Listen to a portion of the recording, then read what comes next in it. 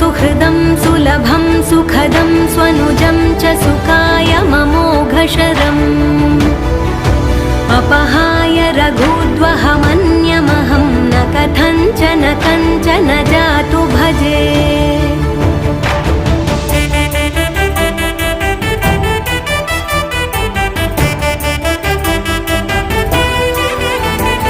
विना वेङ्कटेशं ननाथो ननाथः सदा वेङ्कटेशं स्मरामि स्मरामि।